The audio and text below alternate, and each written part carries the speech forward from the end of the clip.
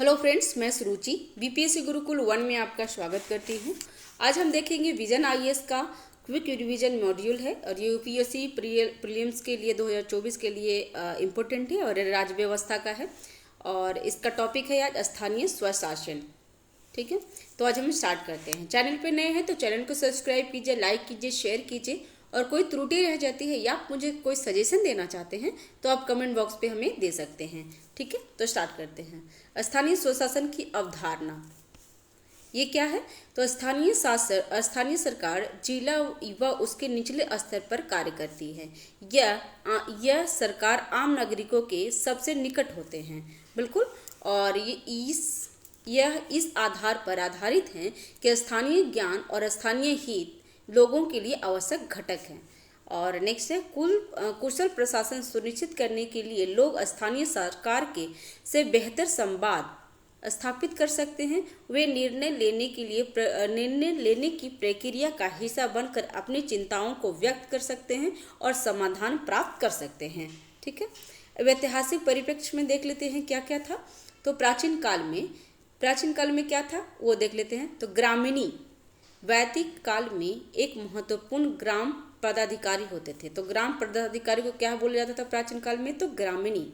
सभा कृषि मामले पर चर्चा करने के लिए सभा होते हैं। और समिति न्यायिक शक्तियों वाली सभा को समिति कहा जाता है। नेक्स्ट है मध्यकाल में क्या कहा जाता था? तो एक केंद्रीकृत शासन को बढ़ावा दिया गया और स्थानीय स्वशासन में गिरावट आ गई थी मध्यकाल में। हालांकि केंद्रीय प्रशासन का अधिक प्रभाव केवल जिला स्तर तक ही रहा है। ग्रामीण समुदायों की व्यवस्था का अस्तित्व बना रहा। ठीक है, अभी और ब्रिटिश काल में क्या हुआ था इसके बारे में जान लेते हैं। 1816 के विनिमय ने कुछ प्रांतों में गांव में पंचायतों को न्यायिक अधिकार प्रदान किया है। 1870 के मेयो के रेजुलेशन द्वारा स्थानीय संस्थाओं की शक्तियों और जिम्मेदारियों में वृद्धि कर उनके विकास को गति दी थी। ठीक है, बंगाल ग्राम चौकीदारी अधिनियम 1870 ने जिला मजिस्ट्रेट को सशक्त करके उसे किसी भी गांव में पंचायत गठित करने का अधिकार दे दिया था। ठीक है, स्थानीय स्वशासन पे रेजोल्यूशन 1882 में इम्पोर्टेंट है। ये लॉर्ड रिपन के रेजोल्यूशन का उद्देश्य प्राचीन भारत के स्थानीय स्वशासन प्रणाली की नींव पर स्थानीय स्वशासन संस्थानों का निर्माण करना था। ठीक है, और मार्ले मिंटो सुधार 1999 में विकेंद्रीकरण पे रॉयल कमीशन 1907 की सिफारिशों को शामिल किया गया था। इसके कारण भारत सरकार अधिनियम स्थानीय स्वशासन की संरचना में चुनाव की प्रक्रिया का विस्तार हुआ। 1919 की मार्टेंगो चेम्सफोर्ड सुधारों ने द्वैध शासन प्रणाली की शुरुआत की, जहां स्थानीय स्वशासन की जिम्मेदारी मंत्रियों को दे दी गई थी। ठीक है, पंचायती राज विकास क्रम है, ये जान लेते हैं। 1882 में क्या हुआ था? तो स्थानीय स्वशासन जो 1882 का रेजोल्यूशन हुए थे, और कौन थे? तो यहाँ पे रिपन थे। ठीक है, रिपन थे। और 1919 में क्या हुआ था? तो मार्टेंगो चेम्सफोर्ड सुधार में। 1938 में क्या हुआ? तो औंध प्रयोग। और 1940 में अनुच्छेद 40 भारत का संविधान में आया है। ठीक है, और 1997 में है बलवंत राय मेहता समिति की सिफारिश के आधार पर पंचायती राज प्रणाली को आने वाले पहला राज्य राजस्थान बना था। ठीक है, और 1985 में जीवी के राव समिति, और 1986 में LM सिंधवी समिति, 1992 में 73वां और 74वां संविधान संशोधन हुई थी। ठीक है, अभी आगे देख लेते हैं। स्वतंत्रता के बाद पंचायती राज संस्थानों का विकास हो गया। अभी जानते हैं इसमें प्रमुख स्रोत और समितियाँ क्या थी तो और प्रावधान क्या थे, जान लेते हैं। भारत का संविधान अनुच्छेद 40, ये इम्पोर्टेंट है प्री के लिए, क्योंकि हर बार प्री में पूछता है कि पंचायती राज व्यवस्था किस अनुच्छेद में उल्लिखित है, तो 40 में। और ये क्या है? DPSP है। स्थानीय सरकार राज सूची का एक विषय है। 73वें और 74वें संविधान संशोधन अधिनियम द्वारा संवैधानिक दर्जा दिया गया है। ठीक है, बलवंत राय मेहता समिति में क्या क्या है प्रावधान किया गया है, तो ये जान लेते हैं।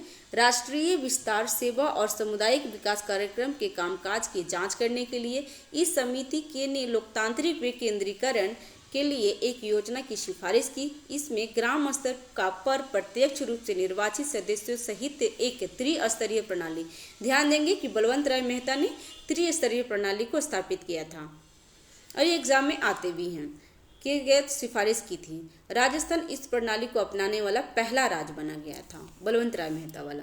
नेक्स्ट, अशोक मेहता समिति ने क्या कहा था, तो इस समिति की सिफारिश थी कि त्रिस्तरीय पंचायती राज संस्थाओं को द्विस्तरीय पंचायती राज संस्थानों में बदला जा सके। तो ध्यान देंगे कि बलवंत राय मेहता त्रिस्तरीय तथा अशोक मेहता समिति द्विस्तरीय पंचायती राज व्यवस्था का किया था, ठीक, जिसमें जिला स्तर और जिला परिषद इसके नीचे का स्तर पर मंडल पंचायत हो।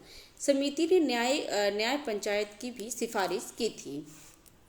GV राव समिति ने क्या कहा था, तो समिति ने जिला कलेक्टर के विकासात्मक भूमिका कम करने और PRIS को प्रमुख भूमिका देने की सिफारिश की थी। जिला विकास आयुक्त का एक पद बनाए जाने की सिफारिश की थी, ठीक है। और LM सिंधवी समिति, ये इसने कहा था कि लोकतंत्र और विकास के लिए PRIS के पुनरुद्धार की सिफारिश करने के लिए नियुक्त की गई। इसने सुझाव दिया कि PRIS को संवैधानिक दर्जा दिया जाना चाहिए। इसके तहत इस प्रकार 73वें और 74वें संविधान संशोधन अधिनियम वर्ष 1992 में संसद द्वारा पारित किया गया है, जो और 20 अप्रैल 1993 को इसे स्वीकृति मिल गई थी, ठीक है। अब क्या है, लोकतंत्र में पंचायती राज संस्थानों की भूमिका क्या है, ये जान लेते हैं। तो राजनीतिक चेतना, इसने स्थानीय स्तर पर बड़ी संख्या में लोगों को नेतृत्वकर्ता बनाने के लिए प्रेरित करता है। महिला सशक्तिकरण, तो महिला उम्मीदवारों के लिए कम से कम 1/3 सीट आरक्षित की गई है। कितनी? 1/3 सीट। नेक्स्ट, लोकतांत्रिक संस्थानों और कार्यप्रणालियों को मजबूत बनाना। इसमें क्या है, तो लोकतांत्रिक प्रबंधन में नेतृत्व की नई पीढ़ी को प्राप्त अनुभव से विधायी बहस की गुणवत्ता और उच्च स्तरीय संस्थानों के कामकाज के स्तर में वृद्धि हुई है। योजना और विकास के बारे में जान लेते हैं। पंचायती राज संस्थानों को योजना और विकास में महत्वपूर्ण भूमिका निभाने के लिए डिजाइन किया गया है। अध्ययनों से यह संकेत मिलता है कि योजना और विकास की इकाइयों के रूप में, चाहे वह जिला हो या निचला स्तर की इकाई हो, पंचायती राज संस्थानों ने इसे महत्वपूर्ण योगदान दिया है, ठीक है। स्थानीय मांगों के लिए आवाज उठाने, इसका मतलब जान लेते हैं। पंचायती राज संस्थानों एक ओर संसद और राज्य विधानमंडल को, तो दूसरी ओर स्थानीय निकायों को परस्पर जोड़ने वाली कड़ी बन गई है। इससे संबंधित सदस्य किसी योजना के उद्देश्य और उसकी प्राथमिकता पर विचार का आदान प्रदान करने में सक्षम हो गए हैं, ठीक है। और प्रशासनिक संस्थाएं क्या है, जान लेते हैं। कुछ नागरिक कार्य जैसे ग्रामीण स्वच्छता, सार्वजनिक स्वास्थ्य, स्ट्रीट लाइटिंग, पेयजल आपूर्ति, गांव की सड़कों तथा पुलियों को रखरखाव, प्राथमिक और माध्यमिक शिक्षा का प्रबंधन आदि पंचायती राज्यों द्वारा किए जाते हैं। ये प्रशासनिक संस्थाएं हैं। और पदानुक्रमण को तोड़ना, पंचायती राज एक शक्तिशाली उपकरण बन गया है, जहां जातिगत और स्थानीय हितों में परस्पर टकराव व संवाद देखने को मिलता है। ये आगे समझौता करके विभिन्न मुद्दों पर आम सहमति पहुंचते हैं। 73वां संविधान संशोधन अधिनियम के बारे में एक परिचय जान लेते हैं। क्या है ये? अनिवार्य प्रावधान क्या क्या था? तो ग्राम सभाओं का संगठन, त्रिस्तरीय प्रणाली, जो त्रिस्तरीय किसका था? तो बलवंत राय मेहता का, ठीक है। राज प्रणाली का निर्माण, प्रत्यक्ष चुनाव लड़ने के लिए न्यूनतम आयु कितनी है? तो 21 वर्ष, ध्यान देंगे। अध्यक्ष पद के लिए अप्रत्यक्ष चुनाव, अनुसूचित जाति अनुसूचित जनजाति के लिए जनसंख्या के अनुपात में सीटों का आरक्षण, ठीक है।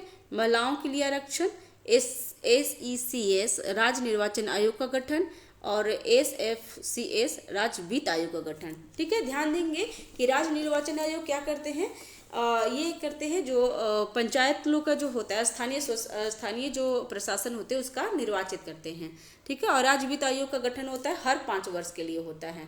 ठीक है, ध्यान देंगे। स्वैच्छिक प्रावधान क्या क्या हैं तो जान लेते हैं। इन निकायों में सांसदों और विधायकों के वोट देने का अधिकार है। पिछड़े वर्गों के लिए आरक्षण का प्रावधान है। पंचायती राज संस्थानों को वित्तीय अधिकार प्रावधान है और 11वीं अनुसूची के तहत कार्य को स्थानांतरण है। ठीक है,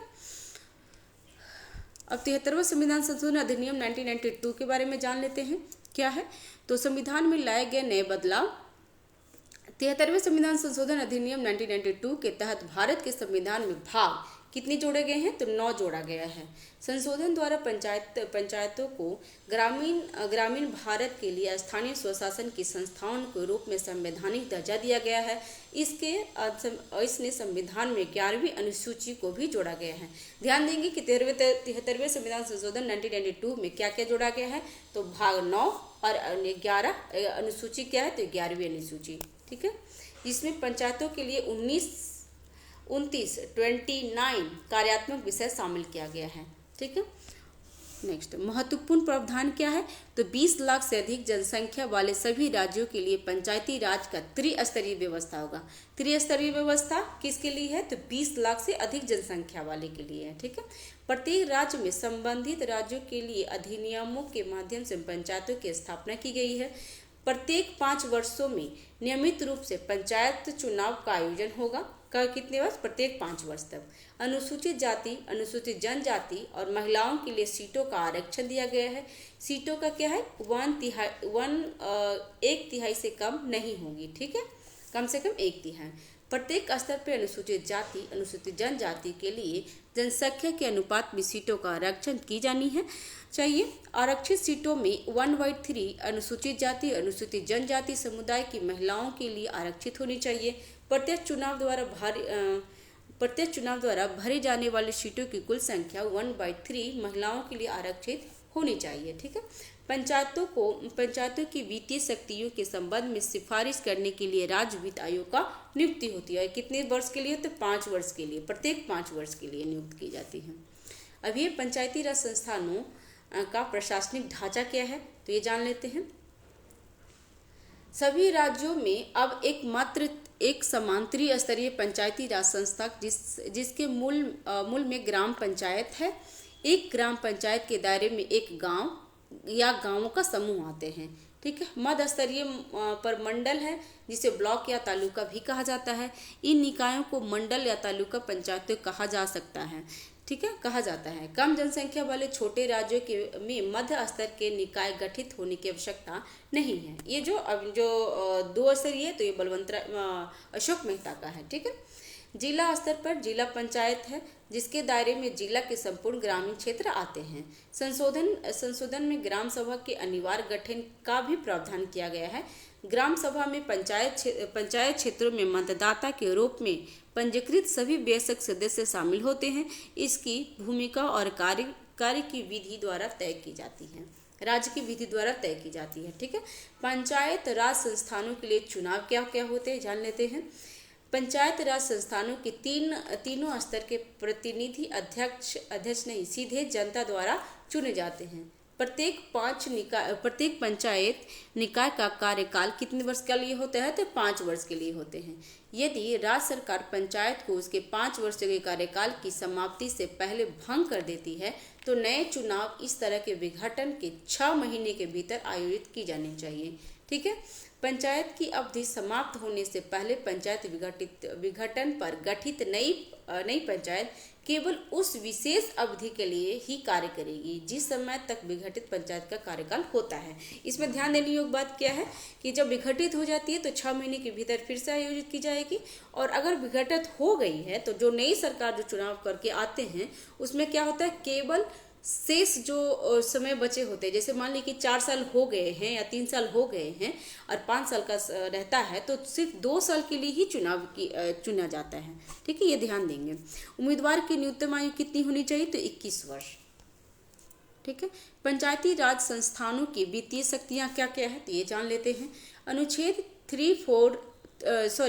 243G आर्थिक विकास और सामाजिक न्याय हेतु योजना तैयार करने के लिए PRIS की शक्ति है। अनुच्छेद 243H में क्या है कि राज्य विधायिका निम्नलिखित के लिए कानून बना सकती है। क्या है? तो उसमें क्या है, जैसे कि पंचायतों को कुछ कर शुल्क, टोल और फीस अधिरोपित व एकत्रित करने और उसे खर्च करने के लिए अधिकृत करना, राज्य सरकार द्वारा लगाए और संग्रहित किए गए कुछ करों को पंचायत को सौंपना, राज्य की संचित निधि से पंचायतों की सहायता अनुदान प्रदान करने की व्यवस्था, राज्य पंचायतों द्वारा या उसकी ओर से प्राप्त सभी धन को जमा करने के लिए पंचायतों के लिए ऐसी निधियों के गठन का प्रावधान करना और साथ ही ऐसे धन की निकासी का भी प्रावधान करना है। ठीक है। राज्य निर्वाचन आयोग के बारे में क्या है तो जान लेते हैं। अनुच्छेद 243K में है, कितने हैं 243K राज्य निर्वाचन आयोग के बारे में। मतदाता सूची तैयार करने, चुनावों का अधीक्षण, निर्देशन और नियंत्रण तथा पंचायतों के सभी चुनावों के संचालन का कार्य राज्यपाल द्वारा नियुक्त किए गए राज्य निर्वाचन आयोग में निहित है। ठीक है। राज्य वित्त आयोग अनुच्छेद 243I में लिखा हुआ है कि राज्य सरकार द्वारा 5 वर्षों में एक बार राज्य वित्त आयोग की नियुक्ति की जाएगी। कितने वर्ष में? तो 5 वर्षों में। राज्य में स्थानीय सरकारों की वित्तीय स्थिति की जांच करना है। राज्य और स्थानीय सरकारों के बीच ग्रामीण और शहरी स्थानीय सरकारों के बीच राजस्व के वितरण की समीक्षा करना है। ठीक है। और देख लेते हैं कि पंचायती राज संस्थानों से संबंधित चुनौतियां क्या क्या है, जान लेते हैं। केवल न्यूनतम प्रशासनिक और वित्तीय विकेंद्रीकरण प्राप्त है जो राज्य सरकारों को नियंत्रण के अंतर्गत रहता है। पंचायतों को कर, शुल्क, चुंगी या टोल लगाने और एकत्रित करने के लिए पर्याप्त जिम्मेदारी नहीं दी गई है। ध्यान देंगे। पंचायतों को स्वयं के संस्थानों को सृजित करने के लिए उपयुक्त अधिकार दिए जाने चाहिए। राज्य वित्त आयोग की सिफारिश को या तो आंशिक रूप से स्वीकार किया गया है या आधे अधूरे मन से लागू किया गया है। राज्य निर्वाचन आयोग को दी गई शक्तियां अलग अलग राज्यों में अलग अलग होती हैं। ठीक है। नेक्स्ट है पंचायतों का कामकाज में लोगों के भागीदारी और पारदर्शिता सुनिश्चित करने को लेकर जैसी परिकल्पना की गई थी उस तरह से ग्राम सभाओं को सशक्त और मजबूत नहीं किया गया है। ठीक है। संविधान पंचायतों के लिए जनसंख्या या क्षेत्रफल की दृष्टि से कोई आकार निर्धारित नहीं करता है। ठीक है। अधिकांश राज्य में पंचायतों के पास अपने कर्मचारियों की भर्ती करने और उसका वेतन, भत्ते और सेवा की शर्तें निर्धारित करने का अधिकार नहीं दिया गया है। वित्तीय संसाधनों की कमी के कारण कर्मचारी की भर्ती करने की शक्ति का व्यापक रूप से अल्प उपयोग किया गया है या बिल्कुल भी उपयोग नहीं किया गया है। ठीक है। विभिन्न राज्य पंचायती राज अधिनियमों के तहत संबंधित राज्य सरकार या उसके द्वारा मनोनीत पदाधिकारियों के पास पंचायती राज संस्थान द्वारा की गई कार्यवाही की समीक्षा और संशोधन के संबंध में काफी शक्ति है। ठीक है। देख लेते हैं ग्रामीण। नेक्स्ट है क्या है तो ग्रामीण शासन पे दूसरे प्रशासनिक सुधारों आयोग की सिफारिश। क्या क्या सिफारिश है जान लेते हैं। ग्राम पंचायतों उपयुक्त आकार की होनी चाहिए।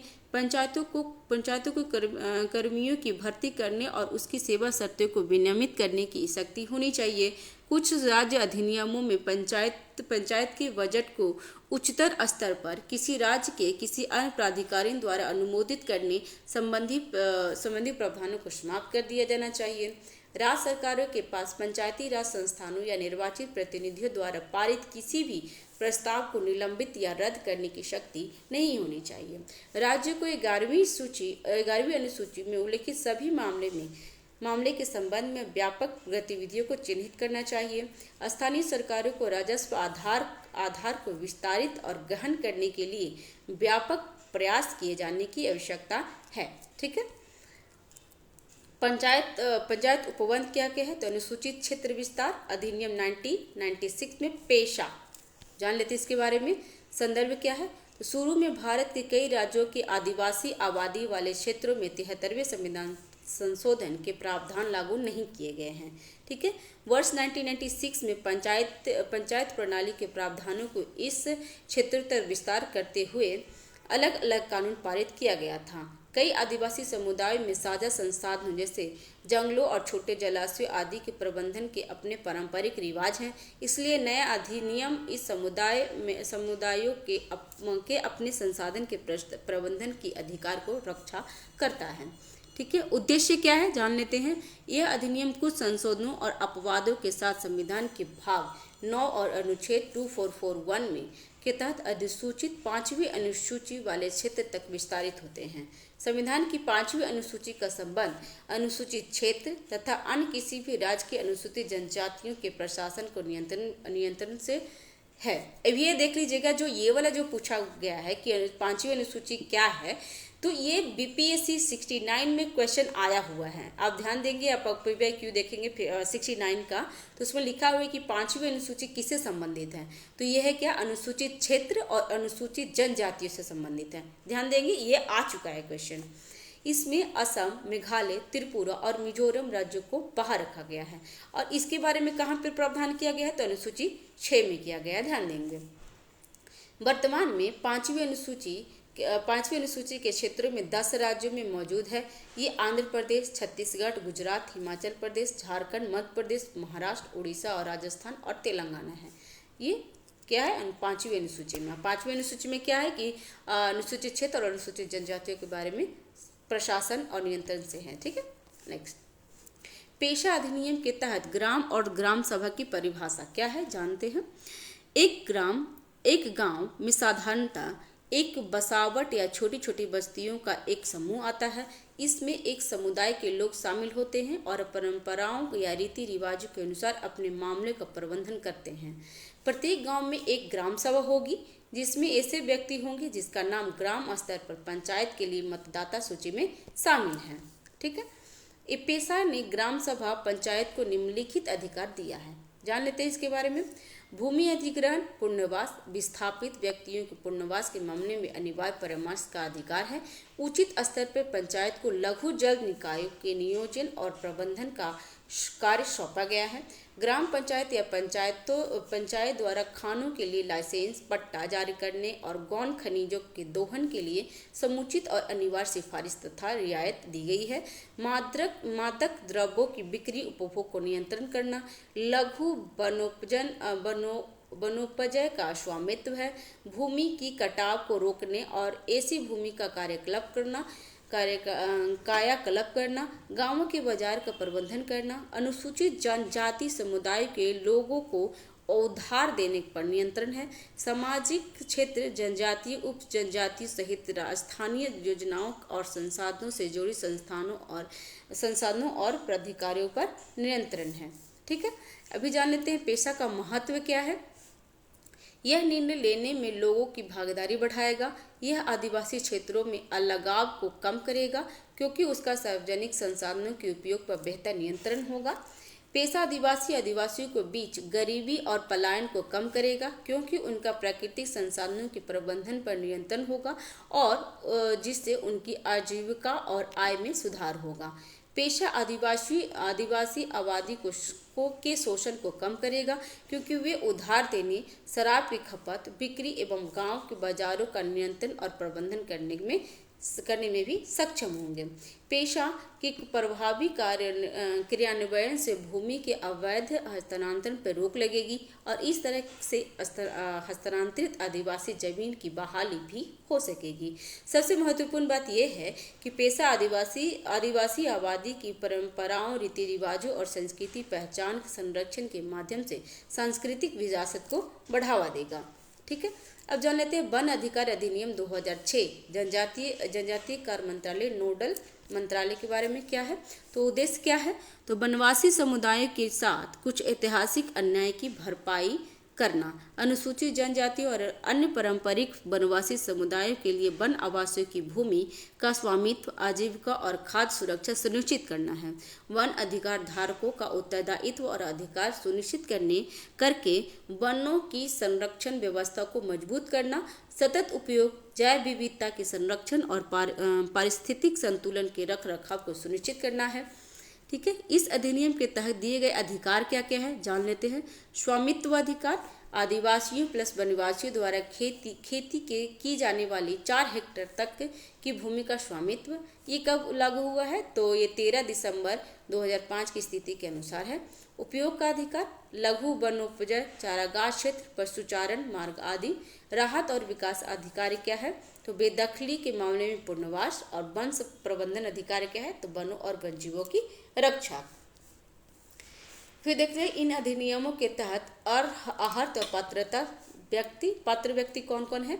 तो जो मुख्य रूप से वनों में निवास करते हैं, जो आजीविका के लिए जंगलों पर निर्भर हैं, उस क्षेत्र में अनुसूचित जनजातियों के सदस्य हैं, जो 75 वर्ष से अधिक समय से वन में निवास करते हैं। ग्राम सभा की भूमिका क्या है, ये जान लेते हैं। ग्राम सभा तय करेगी कि किन संसाधनों पर किसका अधिकार को मान्यता प्राप्त होनी चाहिए। यह ग्राम सभा द्वारा एक संकल्प रेजोल्यूशन के मामले से किया गया जाता है। इसके बाद इस रेजोल्यूशन को उच्च स्तर, अनुमंडल और जिला पर जांच और अनुमोदन किया जाता है। स्क्रीनिंग कमेटी उस स्तर पर तीन सरकारी अधिकारियों प्लस स्थानीय निकायों के 3 निर्वाचित सदस्य होते हैं। ठीक है। वन आधारित अधिनियम का महत्व क्या क्या है, तो ये जान लेते हैं। वन आधारित अधिनियम द्वारा पहली बार निम्नलिखित अधिकारों को मान्यता दी गई है एवं उन्हें सुनिश्चित किया गया है।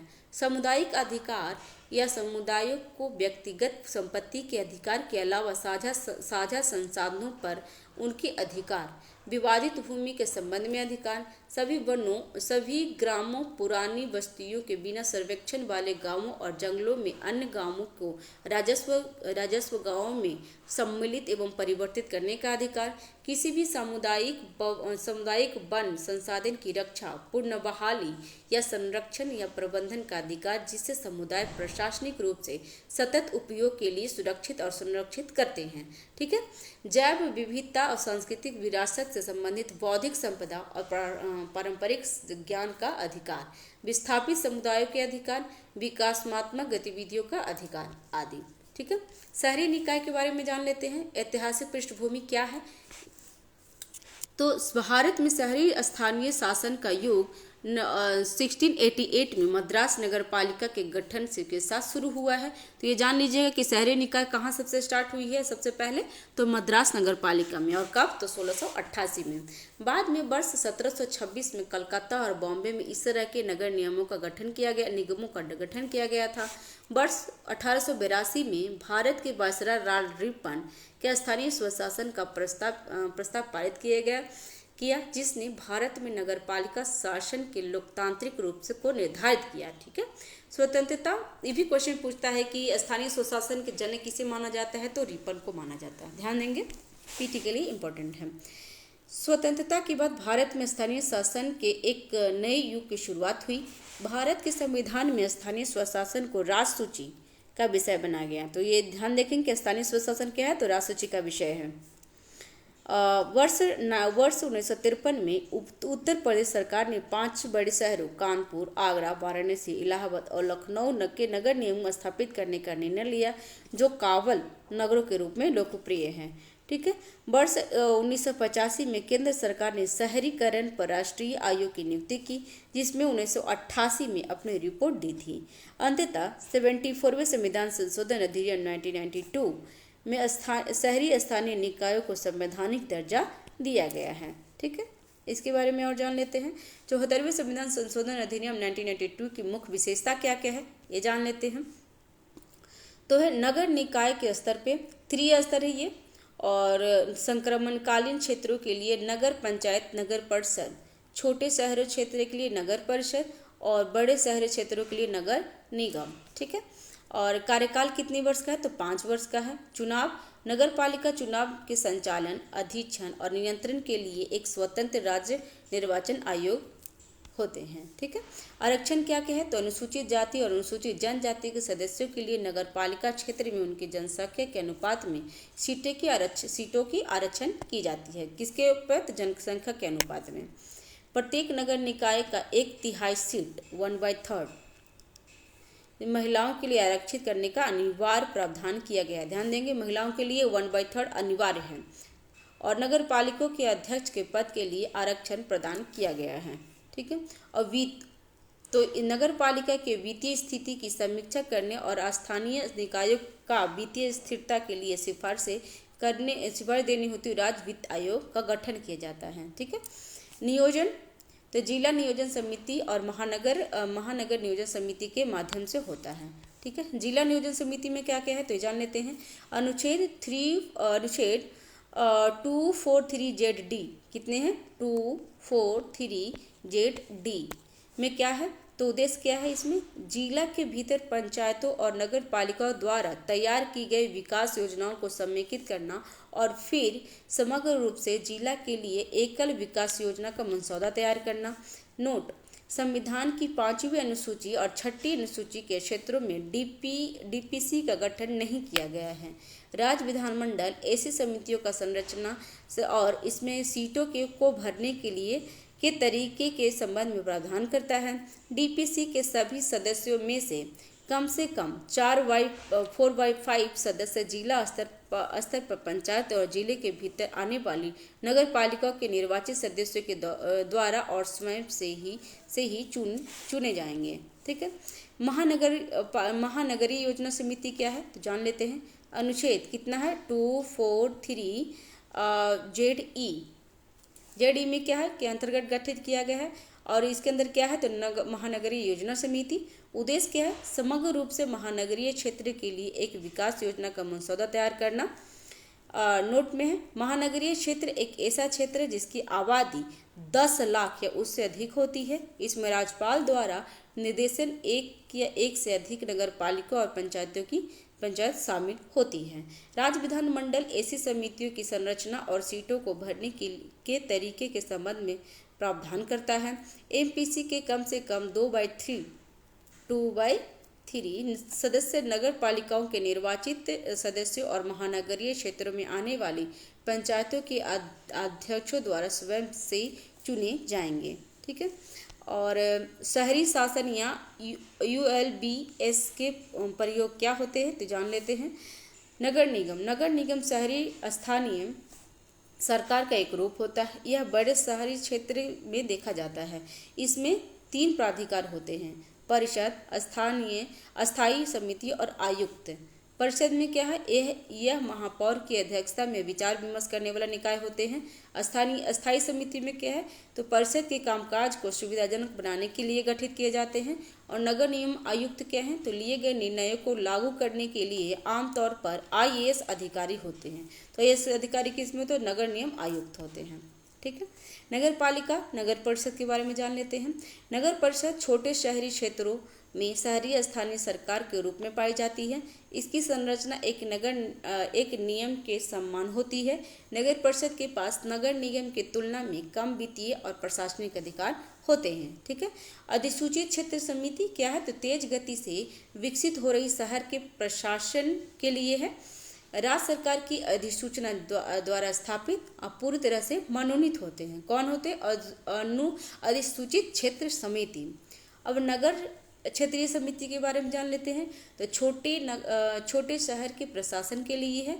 समिति संख्या में ही नागरिक कार्य सौंपे जाते हैं। ठीक है। अब छावनी बोर्ड क्षेत्र में क्या क्या है तो छावनी क्षेत्र में नागरिक आबादी के प्रशासन के लिए है। रक्षा मंत्रालय के अधीन है। छावनी अधिनियम 2006 के माध्यम से बनाया गया एक संवैधानिक निकाय है। ठीक है। और टाउनशिप क्या है तो अपने कर्मचारियों को नागरिक सुविधाएं प्रदान करने के लिए सार्वजनिक क्षेत्र के बड़े उपक्रमों द्वारा स्थापित है। सार्वजनिक उपक्रम द्वारा नियुक्त टाउन प्रशासन के नेतृत्व में कार्य करती है। ठीक है। न्यास पतन क्या है, पोर्ट ट्रस्ट क्या है तो बंदरगाह क्षेत्रों में स्थापित संसद के एक अधिनियम के द्वारा निर्मित निर्वाचन मनोनीत द्वारा सदस्यों से मिलकर गठित की जाती हैं। ठीक है।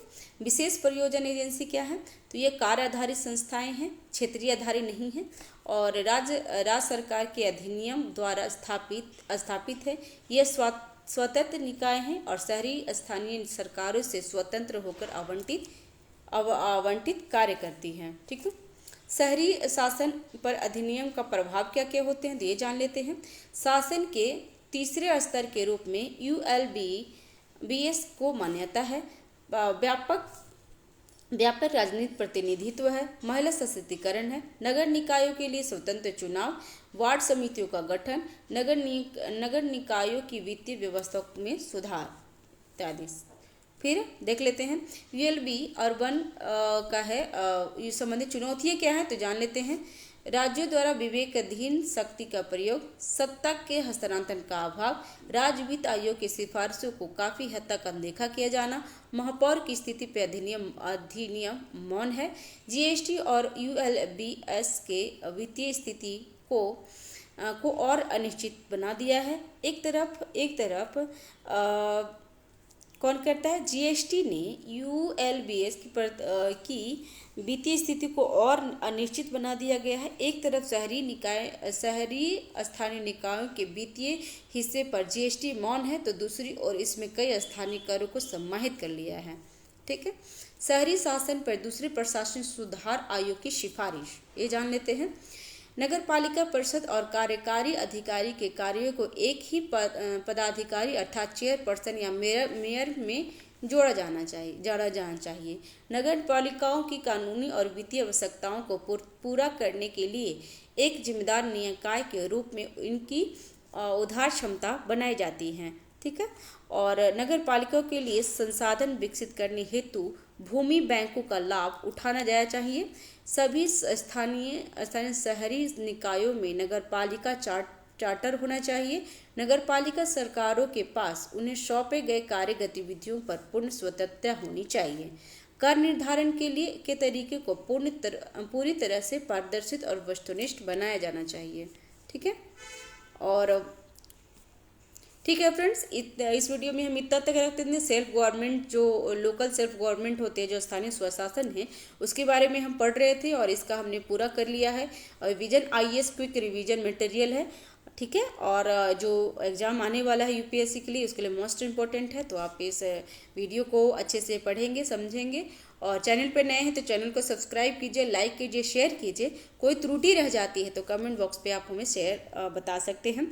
और प्लेलिस्ट में आपको और भी मिल जाएंगे क्विक रिवीजन, तो आप वहाँ पे जा सकते हैं, या फिर पॉलिटी का PT 365 पे डाला हुआ है तो आप देख सकते हैं। ठीक है, धन्यवाद आपका, थैंक यू।